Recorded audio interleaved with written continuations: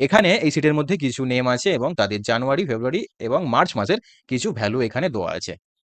তো আমরা যদি এই জানুয়ারি মাসের ভ্যালুগুলোকে টোটাল করতে চাই, তাহলে আমরা জেনারেলি যে ফর্মুলাটা ইউজ করে থাকি সেটা হলো সাম is equal to some bracket open, এই সাম রেঞ্জটা দিয়ে দিই, ব্র্যাকেট ক্লোজ করে এন্টার করলে এখানে রেজাল্ট আসছে 0। তো এখানে 0 আসার কারণ হলো আমাদের যে জানুয়ারি মাসের এই যে ডেটা রেঞ্জটা আছে, এই ডেটা রেঞ্জটা পুরোটাই টেক্সট ফরম্যাটে আছে। তো এই সমস্যার সমাধানের জন্য আমরা সাম ফর্মুলার সাথে নাম্বার ভ্যালু ফর্মুলা ইউজ করে কিভাবে আমরা টোটাল এই জানুয়ারি মাসের সামটা আনতে পারি চলুন দেখি।